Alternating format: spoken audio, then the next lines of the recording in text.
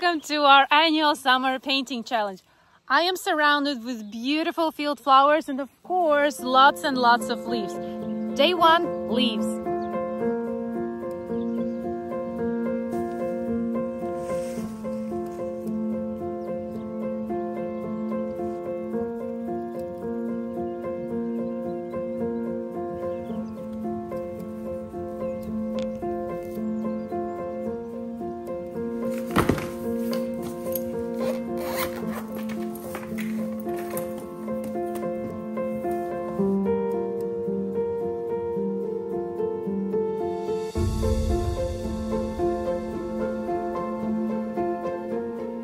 How I structure my sketchbook page. First, I pick reference photo that I will be using. Then I outline them on a transparent paper.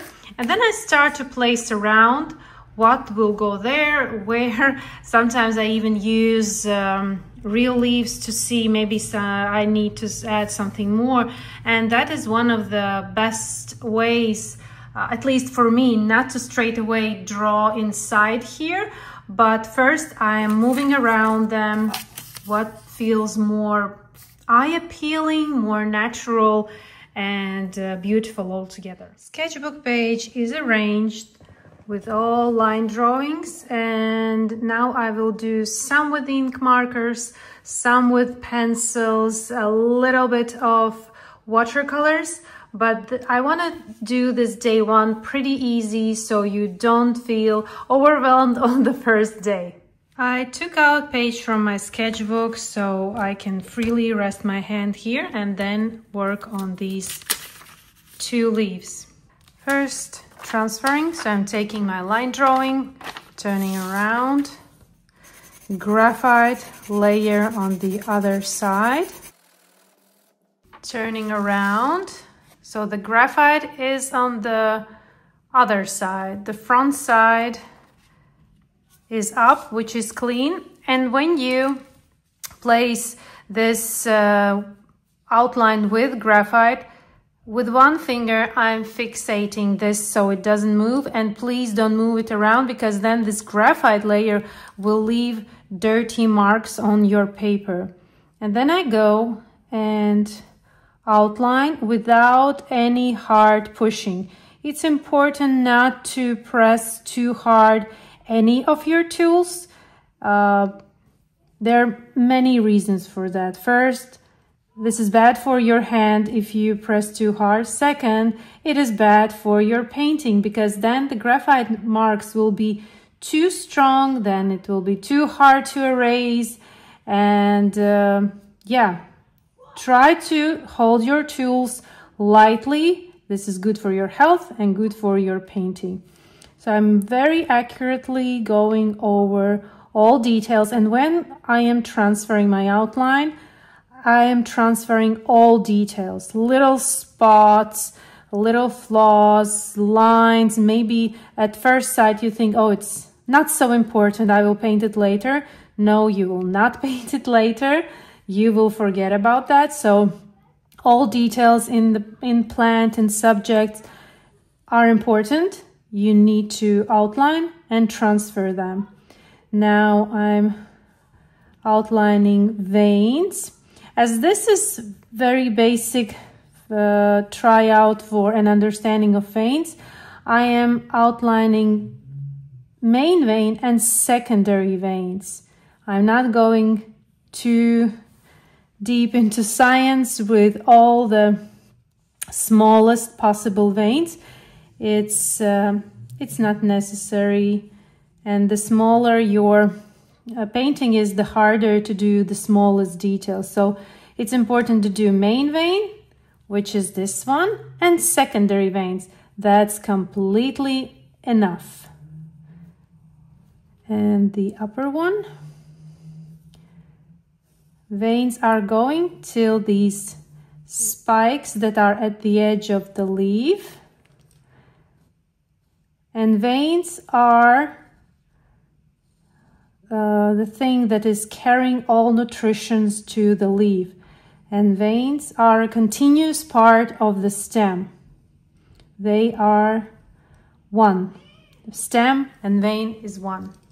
And lifting, here is my transferred outline. This is not finished yet. I am taking thinner mechanical pencil. I was transferring with 0.9. You can do it with 0.7, 0.5, or pen, blue pen. But then after, I am using 0.3 mechanical pencil.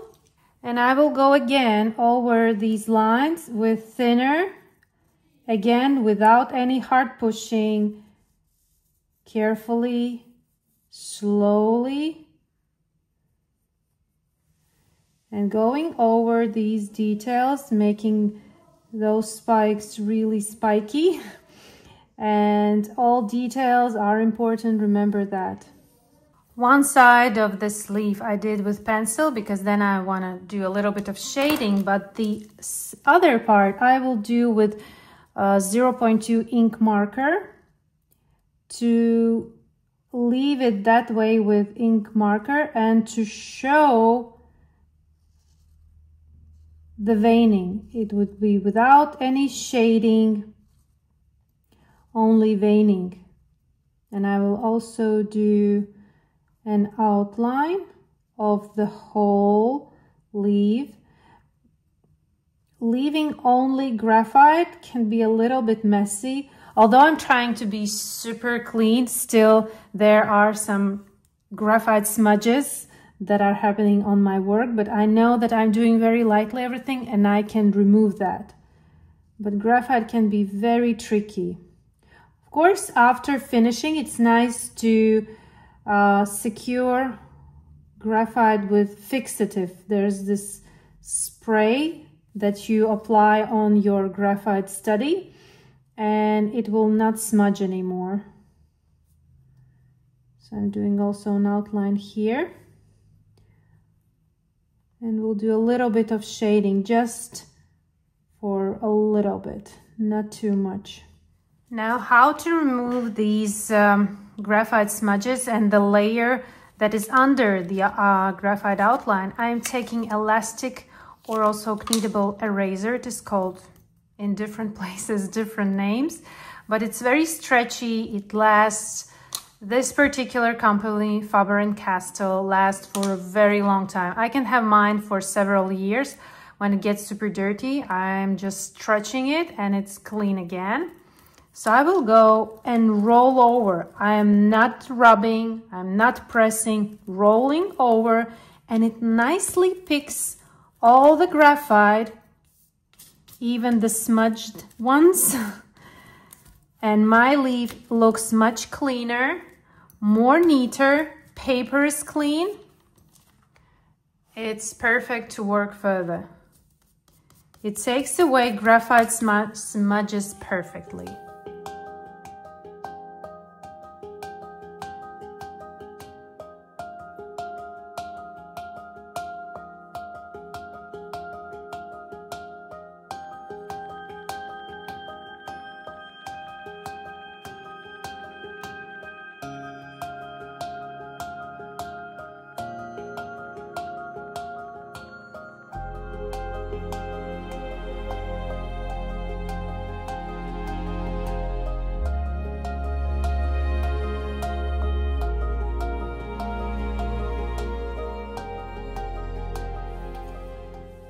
Another my advice when you work with leaves and veins, don't rush this part. Try to be as accurate and as thin as possible.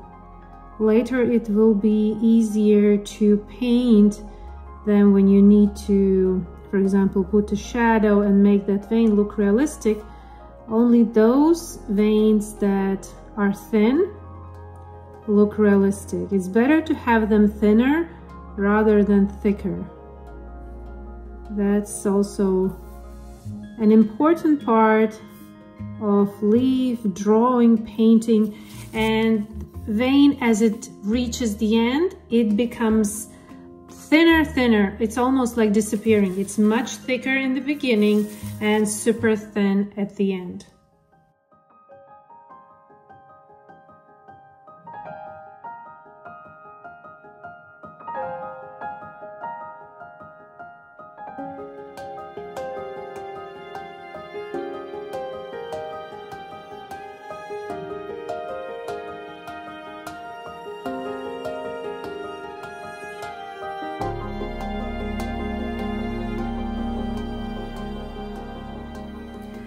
For this sleeve, I will do stippling method to show some parts of shadow to give a little bit of realistic look and tonal values for the sleeve.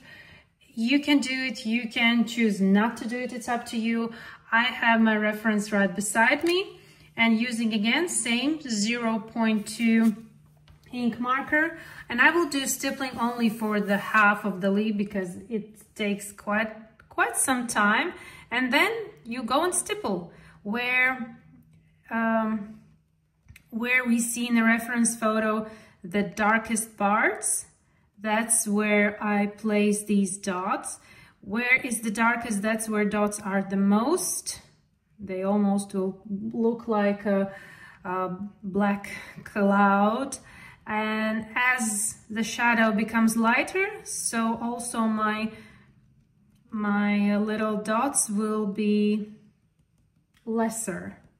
So behind main vein, there's visible shadow, and then it goes here behind the secondary vein and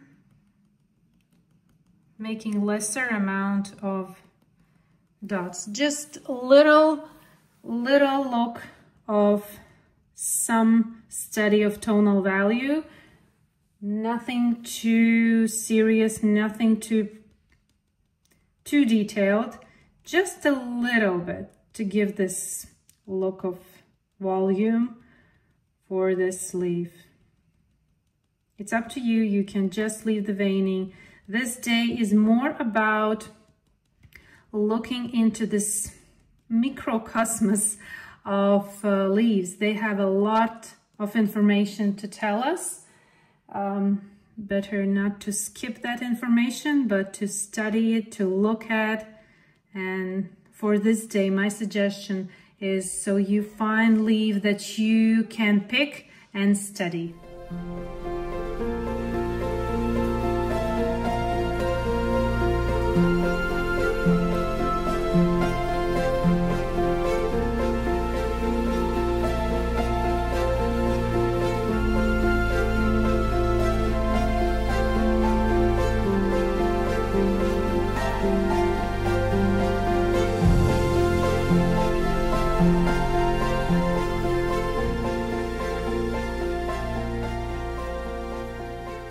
This sleeve, I will use 3H, it can be 2H or HB pencil. I will do a little bit of shading on this side of leaf, leaving this only with ink marker to show how these veins are structured.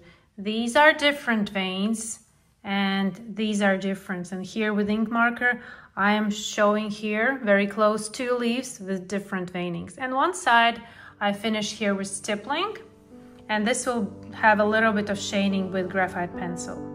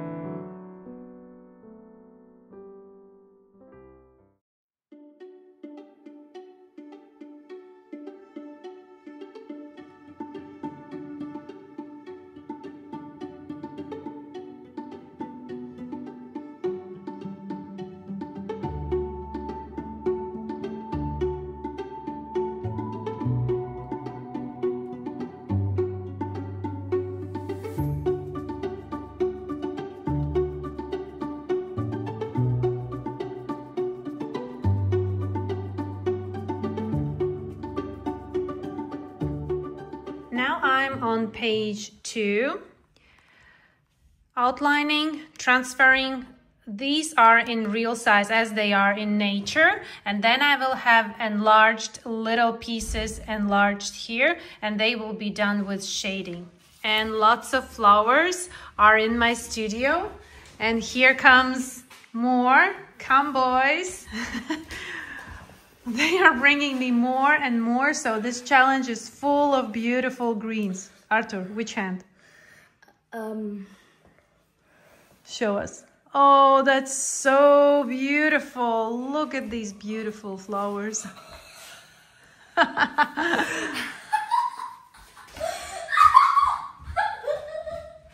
Yeah. So this is my table and beautiful. And another thing, I have for this challenge spiral binding sketchbook, because I have some creative projects that will need this spiral binding, but I also find it very handy that I can remove page and work on it, turn it around as I need it. So yeah, this is also helpful in some ways. For the sketchbook, it's very effective to draw something, depict something that is in real size, especially if it's something small, like this very complex leaf part, and then make an enlargement with this little part of the leaf, but enlarged 10-20 times, that you can do more in details here. And this is just done with ink marker. And shading will be done again using 3H. It can be 2H. I just can't find any 2H, but 3H will also do great. Very lightly apply this layer of graphite where I see shadow. My reference is right beside me, so I can see where I always start with the darkest parts that I see in the photo and then move from there. Very lightly, without any hard pushing. Again, you don't need to push your tools hard in order to get tone from them.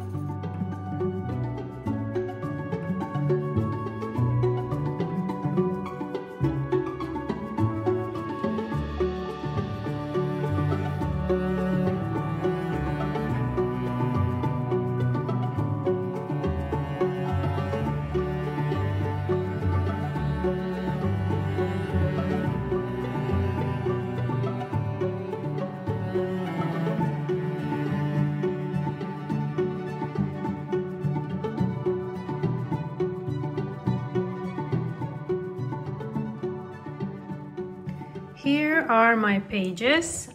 In both pages I wrote some facts about leaves, about plants. For example, here, gold-mold stone crab, also named in Latin Sedum acre. And here I have fernleaf, dropwort, 𝗲𝗏𝗓 vulgaris. It's always interesting to look up in the internet what kind of plants, maybe medicinal use, like making tea, drying those leaves or flowers. And day 1 page layout is done. And the more close-up how I did the shading, shadow where two subjects are close to each other and they are creating, the one that is on top is creating shadow. It is also called cast shadow area here. Also here. I can do more here. Very lightly. All my layers, also as I do with watercolors, are very lightly, even with graphite, till I reach this stage of darkness. There are several layers of graphite. It's not done with one layer. Very lightly, as you can see, I can do more. And with realistic drawing, painting, you can continue many more than, for example, now it looks, details can be placed, more tonal values. If you are doing it very lightly and transparently, you will only build richness, and there's almost no ending to this. And last thing what I will do for this page, as I told you, there's a special fixative for graphite, so when you close the sketchbook, so this graphite will not smudge, you need to apply this fixative. Let's go. You need to do it outside because the scent is very strong and chemical, and you need to hold it when the wind is blowing away from you, and hold it at the distance also from the paper. Now wind is stronger. Yeah, is. In conclusion, these challenges ask a lot of attention, a lot of organization, huge amount of work is being put in so these challenges work. But I do with great excitement wait them and lead them so that I can show you the beauty that is here now in June in my country. It's such an abundance of flowers, greens, herbal flowers, like it's crazy amount, and I feel that this is like my assignment to share with you.